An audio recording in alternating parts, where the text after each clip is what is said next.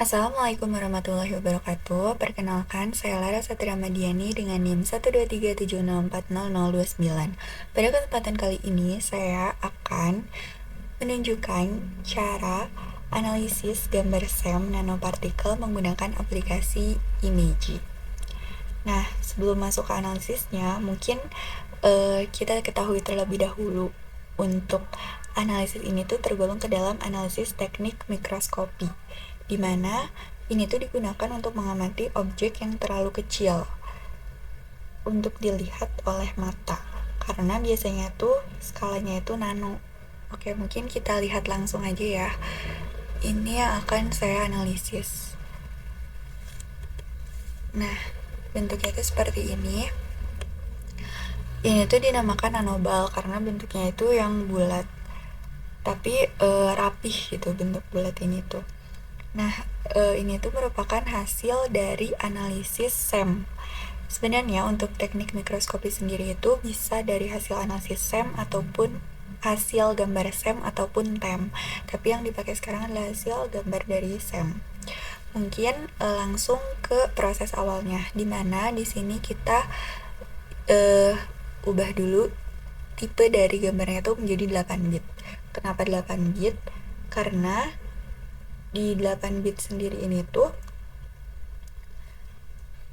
lebih kompatibel dengan banyak tool atau alat di Imagy, sehingga proses analisisnya tuh lebih konsisten dan juga cepat. Kemudian setelah itu kita set dulu scale-nya. Di sini kan kita klik dulu remove scale-nya agar 0 semuanya.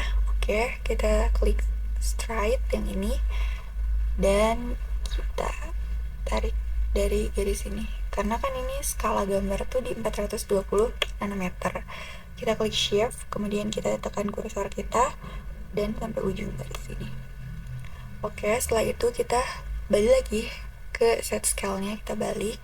Terus ini yang diketahui dari kita narik garis itu 176, dan ini tuh di 420 nanometer kan di gambarnya.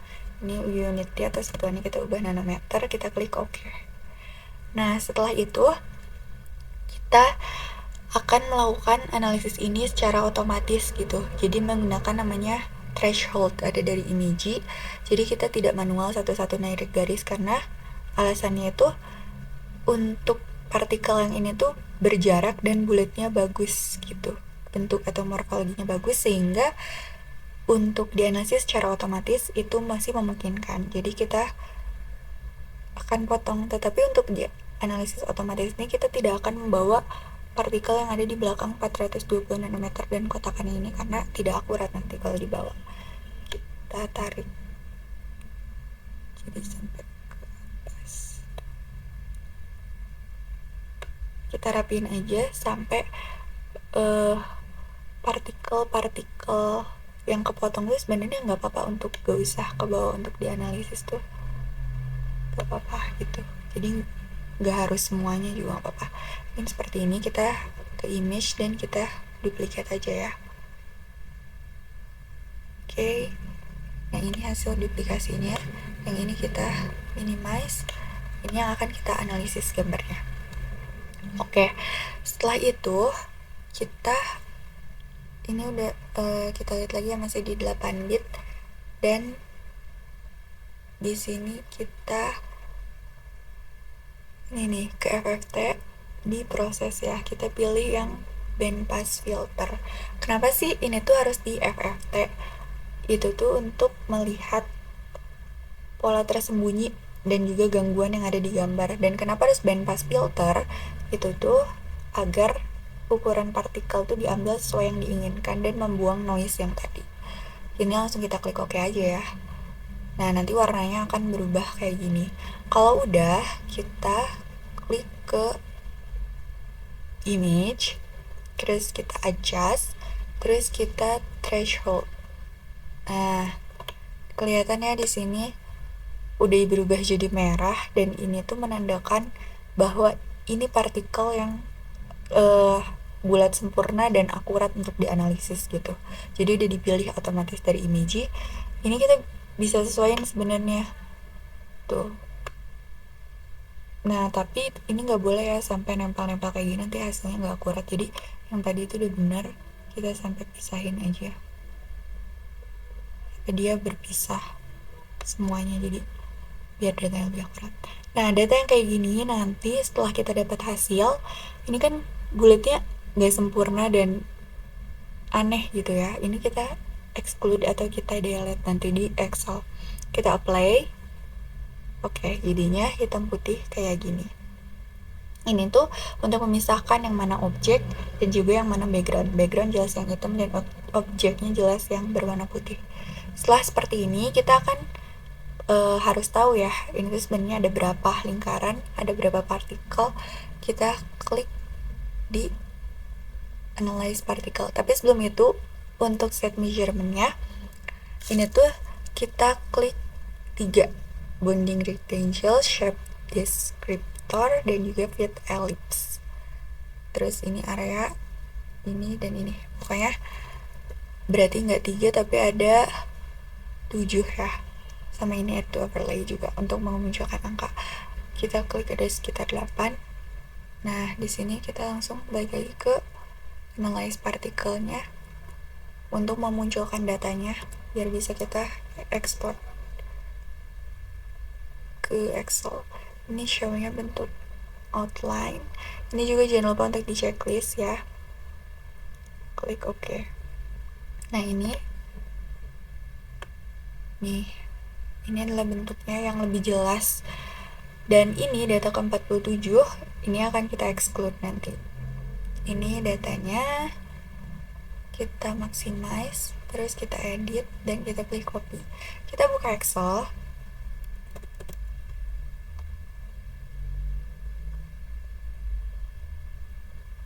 Di sini di kolom nomor 2 aja kita Ctrl V.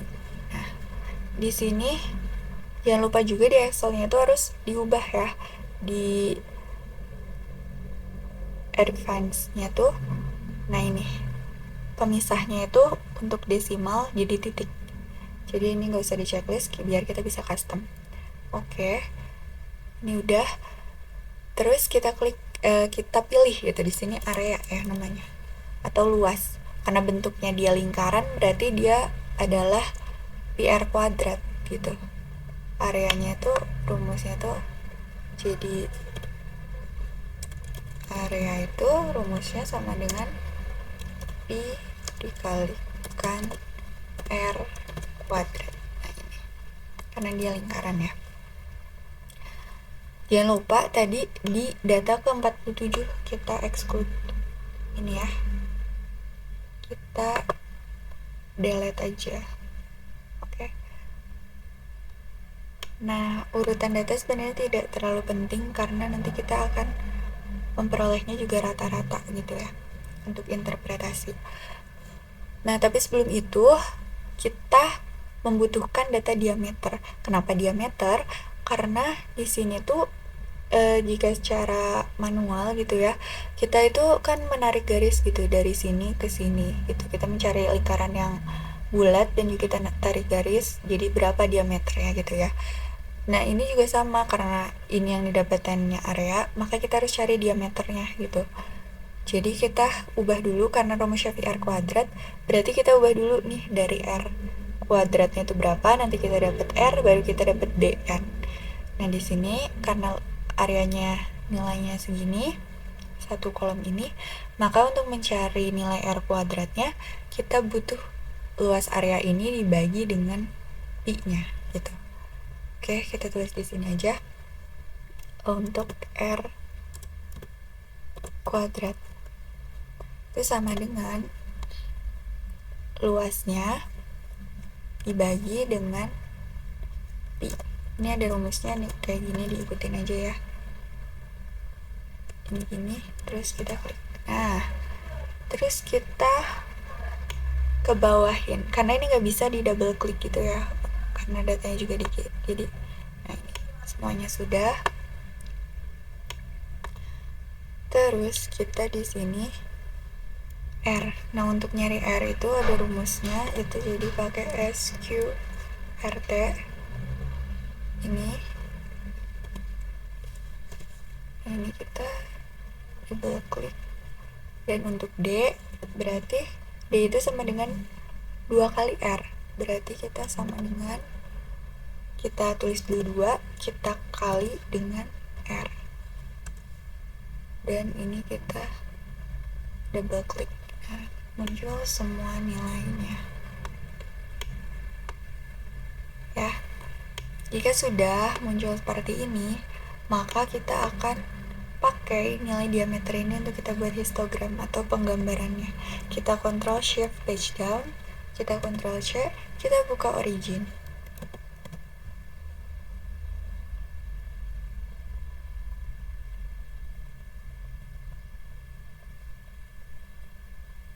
Nah, kemudian di sini kita ganti diameter.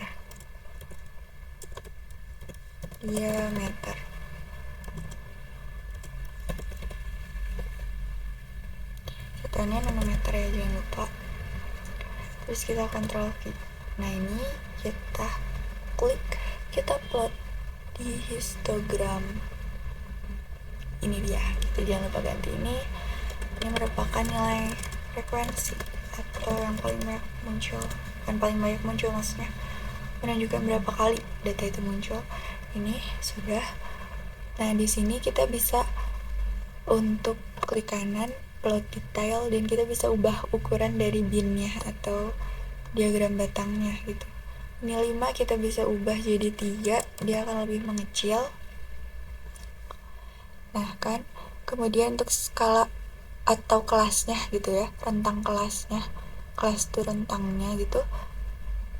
Ini rentangnya 10 karena ini 60, terus 70, 80. Nah, di sini juga rentangnya 10, kita bisa ubah gitu sesuai yang kita butuhkan di scale. Terus kita bisa ubah di incrementnya jadi 5 misalkan dua-duanya, di horizontal maupun vertikalnya kita ubah jadi 5. Kita klik OK. Nah, ini nanti jadi 55, 60, 65, 70, jadi kelipatan 5 baik horizontal maupun vertikalnya. Nah, kemudian di sini kita akan interpretasi nih histogram ini. Kita bisa menggunakan 3 data. Yang pertama itu kita cari dulu rata-ratanya. Di sini aja kita tulis rata-rata. Kemudian standar deviasi, dan yang standar deviasi itu STDV ya. Dan yang ketiga adalah koefisien variasi dalam persen.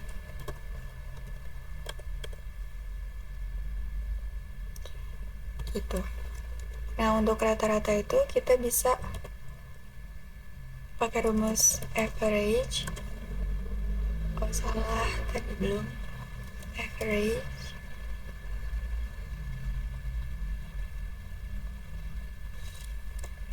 kita tarik aja. Untuk standar deviasi juga kita bisa pakai ini STDV dari data yang awal, dan koefisien variasinya kita bisa sama dengan dari standar deviasi dibagi dengan rata-rata dikali dengan 100 ya. Dan ini nilainya, berarti dari sini kita bisa tahu bahwa banyak dari diameternya itu ada di sekitar 83,6 ya. Jadi nanobalnya itu banyak terbentuk di 83 nanometeran. Nah, kita bisa lihat ya di sini tuh ya, sekitar di sini ya, sebelum 85 ya. Kemudian selain itu tuh ada standar deviasi. Jadi ini tuh standar deviasi nilainya plus minus 5 dari 83,6. Jadi ada rentang di mana sebagian besar partikel itu berarti ada di ukuran sekitar 73-an ya. Coba kita hitung terlebih dahulu, 83 dikurangi 5 itu ada di sekitar 78 sampai ke sekitar 88 gitu nanometer. Dan juga untuk koefisien variasi itu untuk menandakan tingkat dispersinya gitu, apakah dia monodispersi atau dia tuh polidispersi kah. Kalau dia nilainya 6%-an berarti dia itu kurang dari 10%, berarti artinya dia partikelnya sangat seragam gitu.